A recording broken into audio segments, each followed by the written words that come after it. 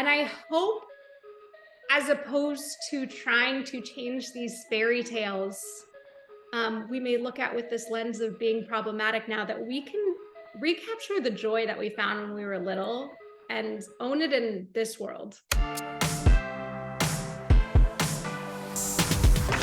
Clever After is the story of a woman who grew up honestly falling in love with fairy tales and rom-coms, and even, buying herself a bookshop so she could be like Meg Ryan and You've Got Mail. Tom Hanks didn't come with it, which was a disappointment.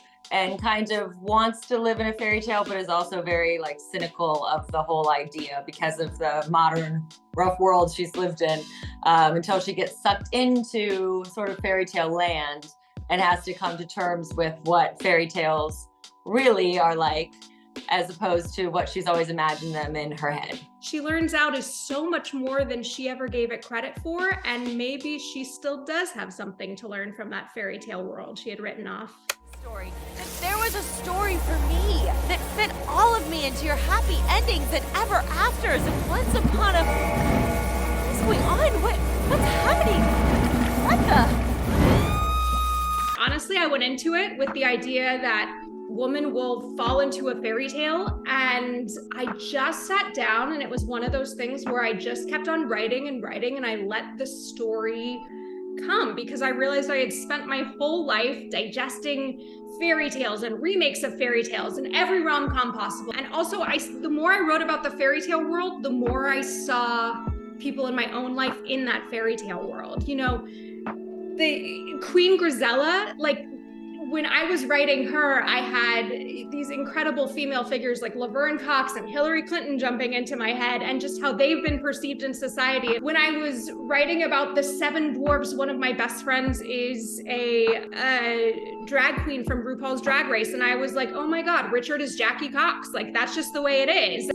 I think it's actually something a lot of people can relate to, of you grow up with these ideals from, fairy tales or movies or rom-coms about what, your adult life is going to look like romance-wise, and find that there isn't, that doesn't necessarily exist in the real world. But I think what's charming about this script is that it kind of shows what is the loosely based, if that was the sort of reality, what would it really look like? And then you can sort of realize okay, maybe there are actually parts of my day-to-day that are a bit more of a fairy tale than I realized. I just wasn't looking at it through the right lens. I have been obsessed with keeping myself safe by holding the stories in my head nearer and dearer than others around me. But any life worth living is full of adventure and romance and, the terrifying unknown that is getting to know oneself. I believe that life exists on a spectrum. And the more light you see in the world, maybe the more darkness exists in it too.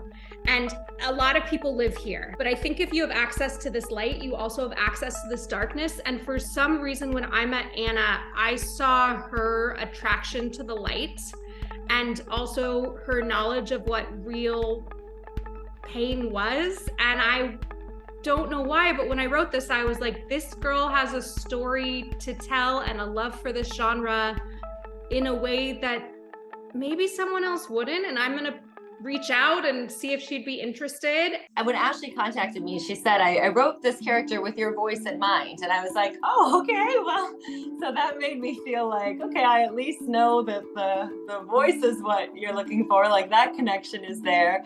I found parts of her to be very relatable to myself.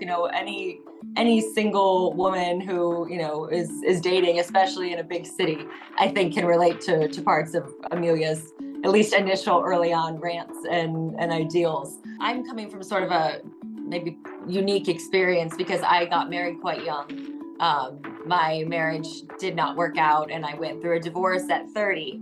And I definitely, when I was getting married, it very much felt like I had found my own personal fairy tale. And a lot of what my book is about actually is sort of coming to terms with the fact that it really wasn't. And and sort of like Amelia landing in this sort of unknown land and trying to figure out, like, how do I navigate this? I know how it's supposed to go, but it's not quite going that way. But how can I still end up with my version of a fairy tale ending, or at least a happy ending? And you know, how do I navigate this new place? I think in rom-coms and fairy tales, women were the leads and they weren't in anything else. And God, I felt so othered as a kid that I was hungry for some representation that resonated so that I could follow the path. But if you go back, like, once those women found love, all of a sudden, like, they got the job of their dreams, or they figured out who they were. And there were all these other things that came along with love, which is a myth I think we need to bust, but that came along with love that contributed to that happy ending. I thought I was in this fairy tale relationship, and part of the reason I was so afraid to leave it or to lose it was because I couldn't handle the idea of this fairy tale ending. The actual fairy tale ending was leaving a relationship that wasn't right for me and focusing on falling in love with myself and nurturing my own dreams and what I wanted, and what I call, which is the title of my book, my own magic, like what makes me me, what I'm passionate about, what I'm good at, what makes me unique, nurturing that. And then my fairy tale ending arrived. The relationship you have with yourself is the ultimate fairy tale ending that nobody else can mess with.